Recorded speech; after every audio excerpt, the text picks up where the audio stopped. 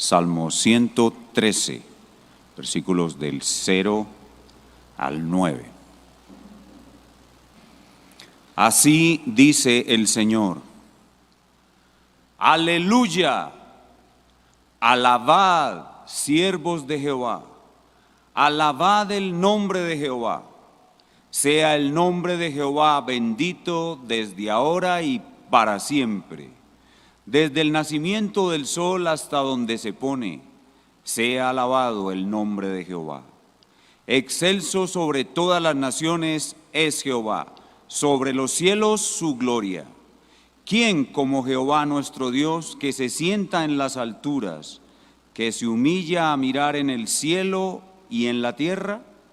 Él levanta del polvo al pobre y al menesteroso alza del muladar, para hacerlos sentar con los príncipes de su pueblo. Él hace habitar en familia a la estéril, que se goza en ser madre de hijos.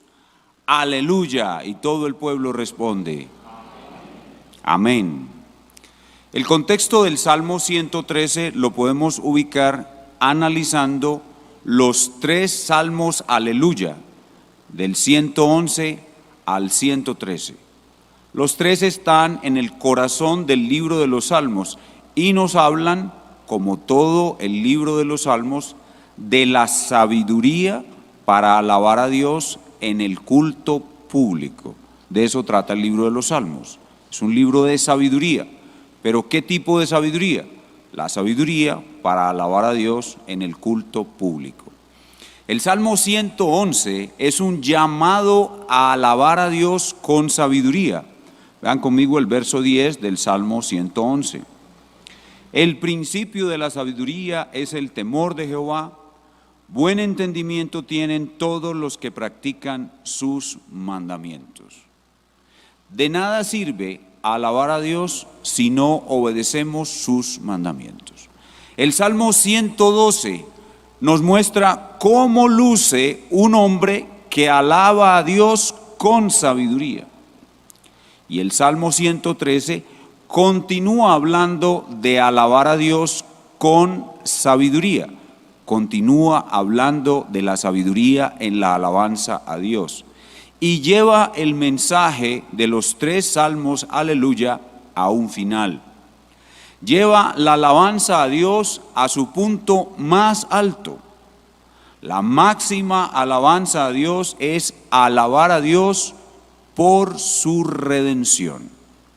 La máxima alabanza a Dios es alabar a Dios por su redención. El punto más alto de la sabiduría es la alabanza a Dios por su redención. Ese es el tema del Salmo. El Salmo nos habla del punto más alto de la sabiduría en la alabanza, y ese punto más alto de la sabiduría en la alabanza es alabar a Dios por su redención.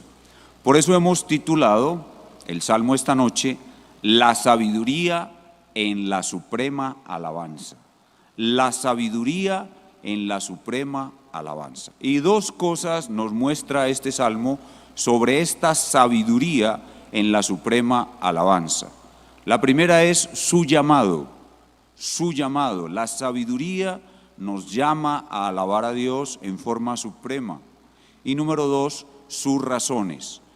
El llamado a alabar a Dios en esta suprema alabanza está en los versículos 1 al 3, y las razones para alabar a Dios y darle suprema alabanza están en los versos 4 al 9. No sabemos en qué momento de la historia de Israel se escribió este salmo. Sabemos que tenemos que ver a Cristo en este salmo como en los demás, y sabemos que tenemos que aplicarlo a nuestras vidas en el siglo XXI. Comencemos viendo el llamado que nos hace la sabiduría a dar a Dios suprema alabanza. Su llamado. Este llamado se repite 5 veces en los primeros versículos. Notemos, primero el versículo 0, que dice aleluya.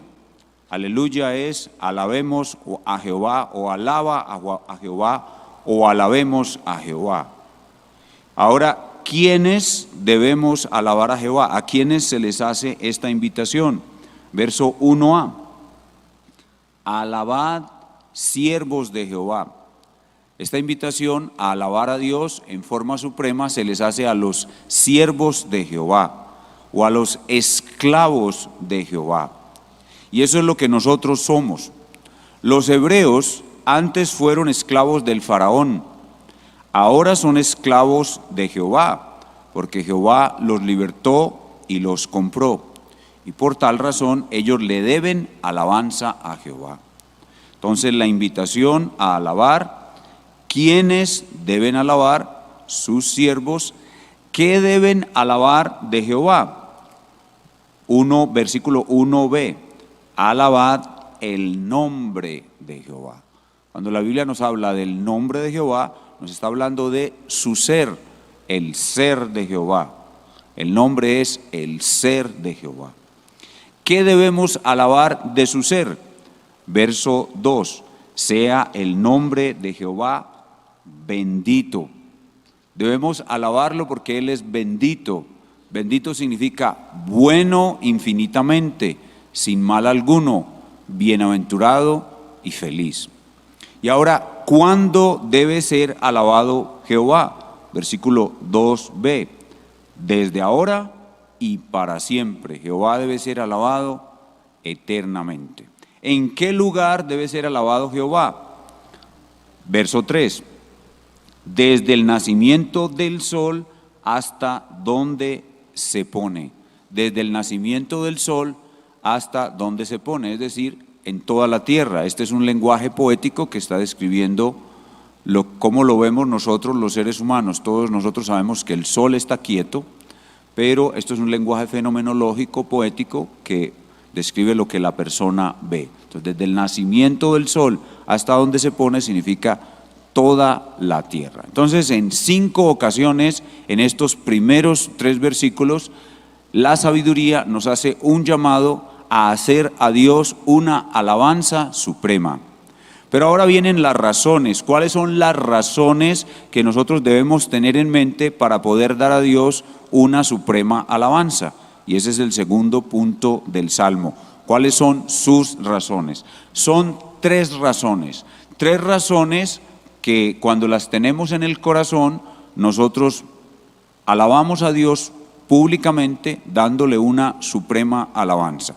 La primera razón es su trascendencia. Nosotros debemos alabar a Dios con una suprema alabanza por su trascendencia. Versículos 4 y 5. Excelso sobre todas las naciones es Jehová, sobre los cielos su gloria. ¿Quién como Jehová nuestro Dios, que se sienta en las alturas? En estos 2 versículos predomina la palabra sobre. Excelso sobre todas las naciones, sobre los cielos, se sienta en las alturas. En estos versos vemos a Jehová el Altísimo, muy alto, altísimo, y eso es lo que llamamos trascendencia. La palabra excelso significa supremo, maravilloso, indescriptible, inaccesible, incomprensible. Esa es la primera razón por la cual debemos dar a Dios una suprema alabanza y debemos tener en el corazón mientras lo alabamos que Él es trascendente, que Él es alto, altísimo.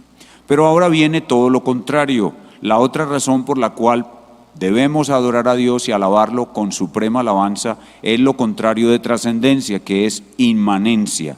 Inmanencia y condescendencia. Verso 6. Que se humilla a mirar en el cielo y en la tierra. Que se humilla, que desciende. Dios está más alto que todo lo creado, trascendente.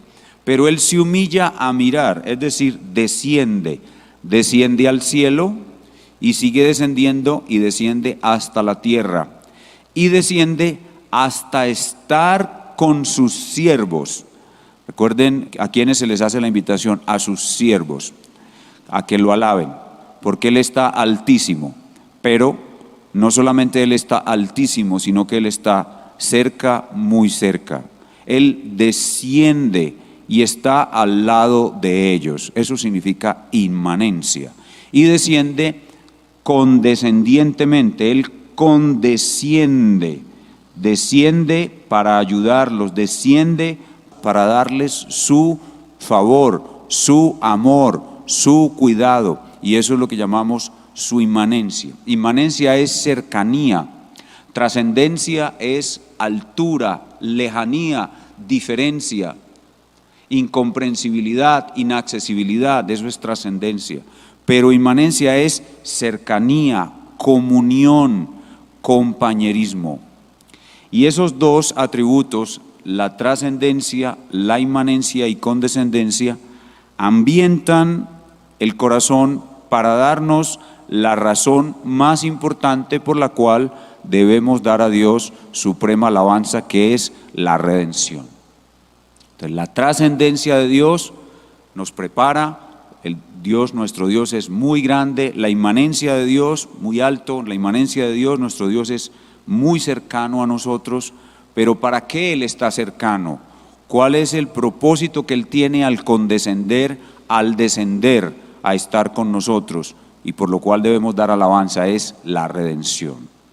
La redención. Y el Salmo nos da dos ilustraciones de su redención. Cuando pensamos en su trascendencia y en su inmanencia, estamos pensando en el ser de Dios, en el nombre de Dios.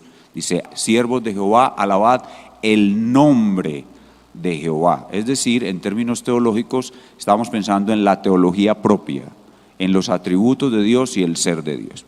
Pero cuando hablamos de Dios cercano a nosotros, en compañerismo con nosotros, en cercanía con nosotros, en compromiso con nosotros, estamos alabándole de su ser y estamos pasando a su plan. Estamos pasando a su plan. ¿Para qué Él está con nosotros, alrededor de nosotros? Es para cumplir su plan, su obra maestra, su drama. El plan de Dios es un drama. Dios es un escritor de libretos. Dios es un dramaturgo. Dios es un genio que construye un drama. Lo más genial que Dios ha hecho no es la creación. Lo más genial que Dios ha hecho es la redención. La redención es su obra maestra y la redención es un drama. Y Él en este salmo nos enseña ese drama por medio de dos ilustraciones. Él utiliza aquí dos ilustraciones para mostrarnos en un sentido muy general su drama. Y las dos ilustraciones, que son el punto más alto de los tres salmos. Los tres salmos, aleluya, están ahora en su punto más alto. Los versos 7 y 8 son el punto más alto de los tres salmos, aleluya, y son la suprema alabanza. Son la razón principal por la cual debemos dar a Dios suprema alabanza. Los versos 7 y 8. Dice, Él levanta del polvo al pobre y al menesteroso alza del muladar para hacerlo sentar con los príncipes de su pueblo. Y hasta el 9. Él hace habitar en familia a la estéril, que se goza en ser madre de hijos. Aleluya. Aquí hay dos palabras que son importantes que analicemos para poder entender el plan de Dios, la redención de Dios. Son la palabra polvo y la palabra muladar. La palabra polvo y la palabra muladar nos hacen pensar en Egipto. De hecho, estos salmos son los salmos de la Pascua hebrea y ellos los cantan cuando están celebrando la Pascua hebrea y recordando la salida de Egipto. Así que la palabra polvo y la palabra muladar nos hacen pensar en Egipto. La palabra polvo específicamente representa los grandes males que ha recibido el pueblo de Dios. La palabra polvo significa estado precario, estado de gran debilidad, estado de grandes dolores, estado de derrota. La palabra polvo se refiere a la peor condición humana. Polvo es la peor condición humana. Y la palabra muladar, piensen en un potrero de mulas, donde todas las mulas están ahí colocadas, ¿qué hay en un lugar donde hay solo mulas encerradas? Solo hay lodo y estiércol. Eso es un muladar.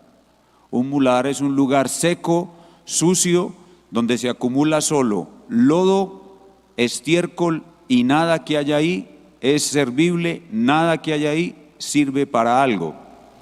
Y esas dos palabras nos muestran lo que el pecado del hombre hizo al hombre y a la creación. El pecado del hombre convirtió la creación de Dios, el reino de Dios, en un muladar, donde solo hay cosas inservibles, lodo y estiércol.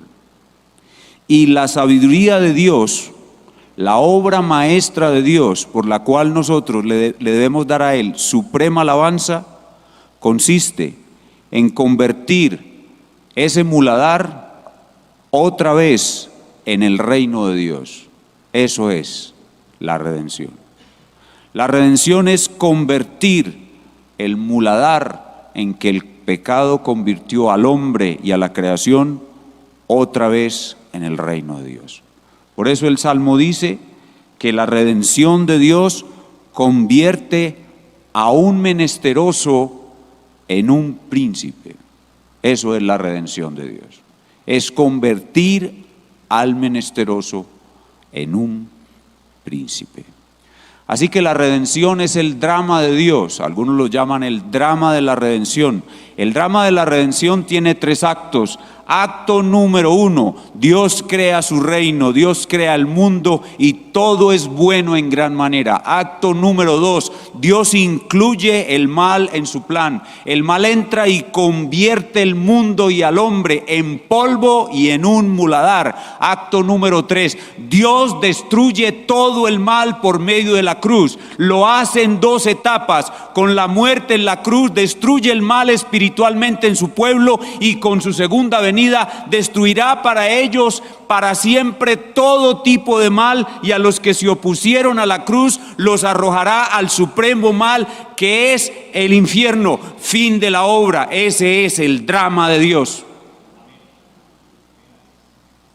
Y eso es lo que enseña el Salmo 113, que cuando nosotros vemos el drama de Dios, cuando nosotros vemos el drama de la redención y el Espíritu Santo obra en nuestro corazón, le damos a Dios suprema alabanza. Esa es la suprema alabanza. Yo empiezo alabando a Dios porque Él es trascendente. Oh Dios, Dios mío, altísimo Dios, inalcanzable, indescriptible, incomprensible. Oh Dios, Dios mío, cercano a mí, a mi alrededor, compañero mío, amigo mío. Oh Dios, Dios mío, que me viste en el polvo. Dios, Dios mío, que me viste en el muladar y me cambiaste de menesteroso a príncipe, y el muladar lo convertiste en la hermosura de tu reino. Otra vez para mí. Te alabo y te doy la suprema alabanza. Eso es lo que enseña este salmo. Pero da una figura más, que es convertir a una mujer estéril en una mujer fértil, madre de muchos hijos. Veamos otra vez el verso 9. Él hace habitar en familia a la estéril, que se goza en ser madre de hijos. Y aquí aparecen otras 2 palabras. La palabra esterilidad, que está claramente en el pasaje, y la palabra fertilidad, que está implícita en el pasaje cuando el verso dice madre de hijos. ¿Y qué son la palabra esterilidad y la palabra fertilidad? Son un gran contraste en el plan de Dios. La palabra esterilidad es lo que produjo el pecado. Cuando el pecado entró en el mundo, convirtió al hombre en polvo, en un muladar. Eso es la esterilidad, eso es la maldición. Pero ¿qué es lo que hace la cruz?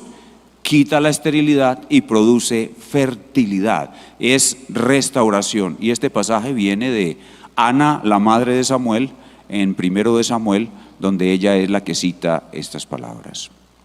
Así que cuando una mujer tiene hijos, nos está recordando la obra de la cruz, porque es gracias a Cristo que la tierra volverá a ser fértil. La tierra que hoy es estéril volverá a ser fértil. Por eso cada que una mujer tiene hijos, Ella está participando de la gran obra de redención. Cuando una mujer tiene hijos, nos está hablando. Dios nos está hablando, nos está mostrando lo que Él va a hacer. Va a volver a la creación, a su fertilidad original, a su estado original. Así que también el privilegio, la bendición de tener hijos es una forma como Dios nos habla de su maravilloso plan y nos conduce a darle suprema alabanza. Hasta aquí el Salmo en su lenguaje poético, que todavía está carente de luz. A este Salmo hasta aquí le falta luz. Y ahora nos preguntamos, bueno, ¿y quién le da luz a esta historia poética? Cristo. Cristo el Señor es quien le da luz a esta historia poética. Veamos el Salmo de nuevo con los lentes cristológicos. Vamos a colocarnos nuestros lentes cristológicos y a mirar de nuevo el Salmo. Versículo 5. ¿Quién como Jehová nuestro Dios, que se sienta en las alturas?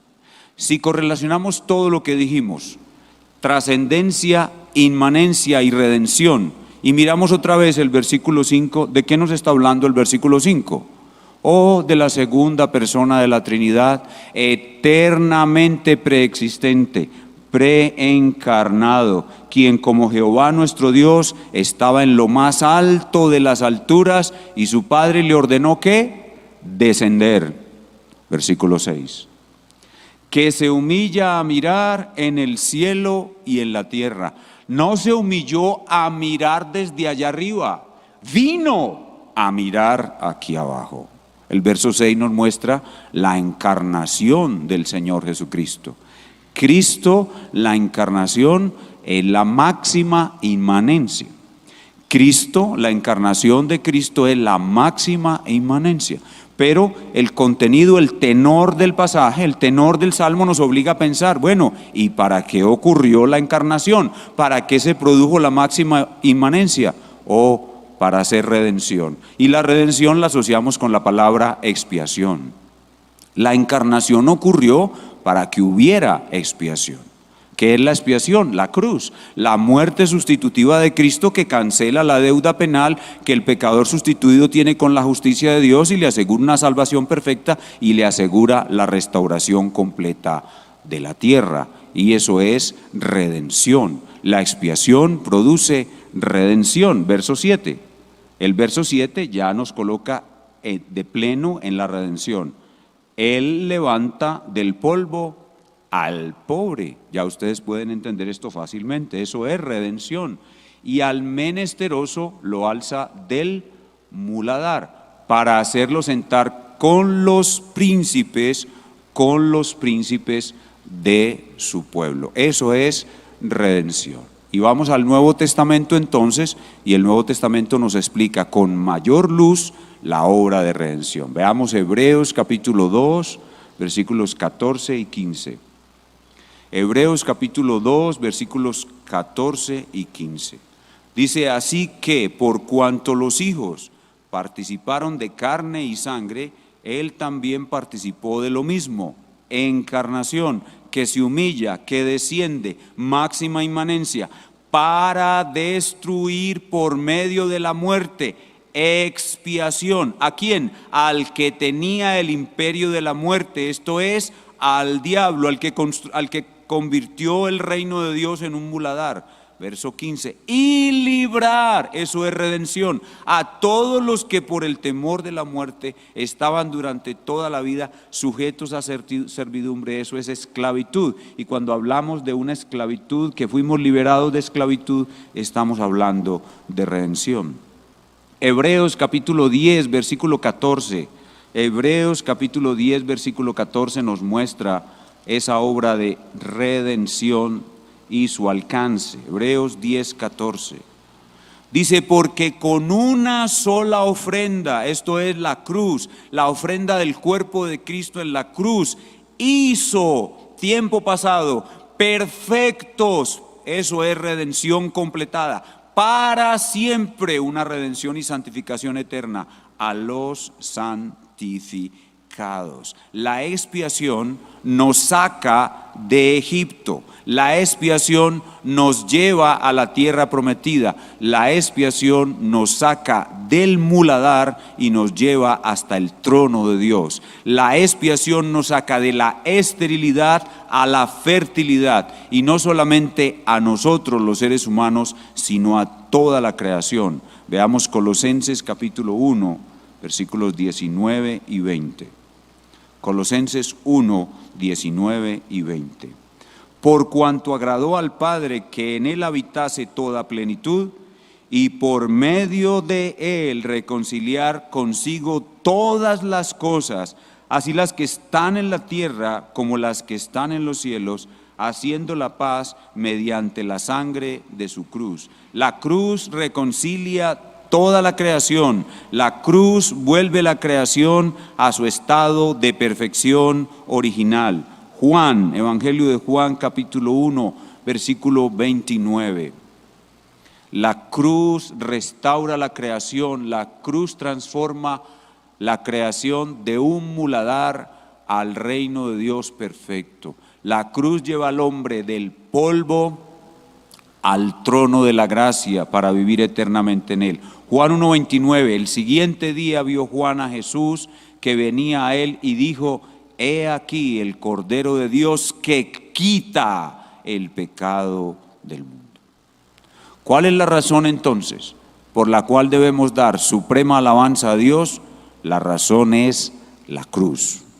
Nuestros pensamientos fijos en el Dios trascendente, que se hizo inmanente para darnos redención, nos llevan a la cruz, y la cruz es la razón por la cual debemos dar suprema alabanza al Señor. Dice Gálatas 6:14, lejos esté de mí gloriarme, sino en la cruz por la cual el mundo me es crucificado a mí y yo para el mundo, dice el apóstol Pablo.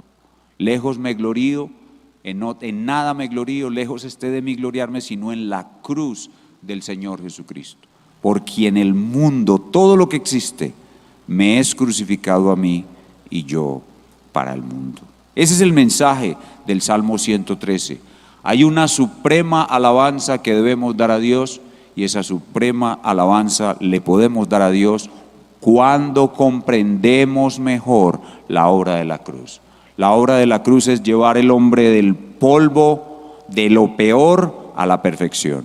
La obra de la cruz es convertir la tierra de un muladar en un lugar perfecto en el cual eternamente nunca habrá más mal. Y yo debo creer eso y vivir eso, confiando en el Señor de que así sucederá y esperando que suceda.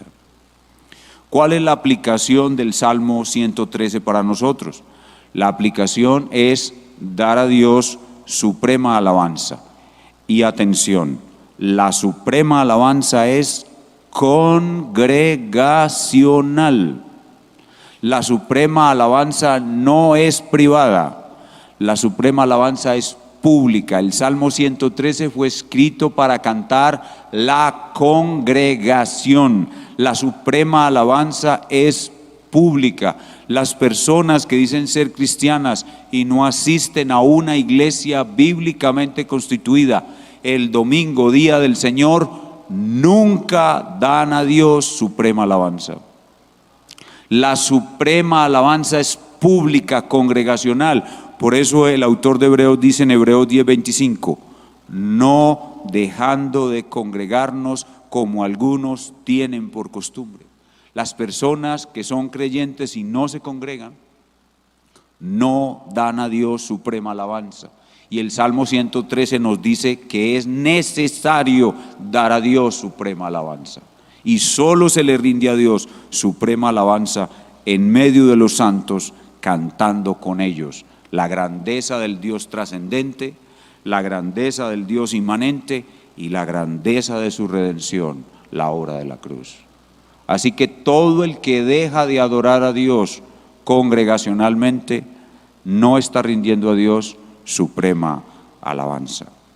Pero la segunda aplicación obvia es, si lo que le da a Dios suprema alabanza es alabarlo por su redención, la obra de la cruz, pues nosotros debemos vivir una vida centrada en la cruz y proclamar la grandeza de la cruz. Nosotros estamos aquí en este mundo para proclamar la grandeza de la cruz, para contar a todo el mundo la grandeza de la obra de la cruz. Y mientras caminamos hacia esa redención perfecta, donde ya no habrá ningún mal, donde dejaremos de ser polvo para ser príncipes, donde dejaremos de estar en un muladar para llegar a una mansión eterna y gloriosa, mientras eso ocurre, vamos a padecer aquí aflicción. El Señor nos dice: en el mundo tendréis aflicción. El mundo es un muladar y en él vamos a tener aflicción.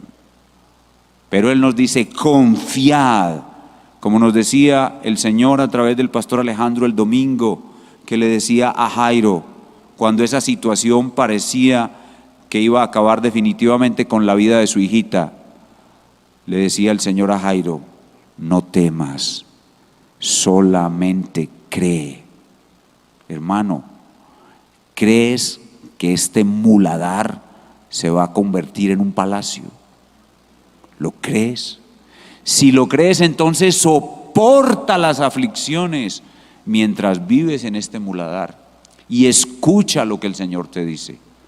Muchas son las aflicciones del justo, de todas ellas te librará Jehová. Debemos vivir una vida con fe, soportando aflicciones en el muladar y recordando siempre que nosotros somos polvo del muladar. Nosotros somos polvo de ese muladar y por tanto no confiamos en nosotros mismos, nos humillamos a nosotros mismos. Tenemos que ser humildes. Si tú no estás conmigo, yo no puedo, Señor, porque yo soy polvo de este muladar. Pero el Señor dice que junto a Él podremos hacer todo lo que Él demanda de nosotros. Y a los amigos que no conocen a Cristo, que están aquí o que nos ven por la internet: amigo, tú eres polvo y tú estás en un muladar, pero ¿sabes qué? Tú crees que eres un príncipe en un palacio y no eres más que polvo en un muladar. Tus pecados provocan la ira de Dios y Él vendrá. Si no te arrepientes y crees en la cruz, vendrá y convertirá tu vida por toda la eternidad en algo peor que un muladar. Los reyes antiguos, cuando iban a castigar a alguien por un crimen que cometió, daban una orden: mátenlo, maten su familia y conviertan su casa en un muladar. La orden que va a dar el Rey eterno cuando Él venga a juzgarte va a ser peor que eso: te va a arrojar a un infierno de fuego. Pero todavía puedes escapar de esa sentencia y horrible condenación. Y todavía puedes reconocer que eres polvo en un muladar, mirar la cruz, ser salvado y llegar a convertirse en un príncipe que todavía camina en medio del muladar como si fuera un mendigo, pero es un príncipe que estará sentado entre los príncipes de Dios. ¿Crees eso, mi amigo? Si crees que la cruz te convertirá en un príncipe, entonces así sucederá, porque lo que el Señor ha prometido, Él no fallará. Ven a Cristo, mi amigo arrepentido, y Dios te transformará. Y los demás, anhelemos el día en que el Señor termine su obra de redención y se cumpla que nosotros, que somos polvo, estemos sentados con Él en medio de los grandes príncipes de su pueblo. Inclinemos nuestro rostro y oremos al Señor. Señor, te damos muchas gracias por tu obra maestra, el drama de la redención, la obra grandiosa de la cruz, la cual a medida que pasan los años podemos entender mejor, admirar muchísimo más y querer proclamarla a todo el mundo e incluso, si es necesario, dar nuestra vida por ella. Ayúdanos a proclamar la grandeza de la cruz y ayúdanos a rendirle al Señor todos los domingos que quedan de nuestra vida suprema alabanza en medio de los siervos de Jehová. Te damos muchas gracias en el nombre de Cristo. Amén.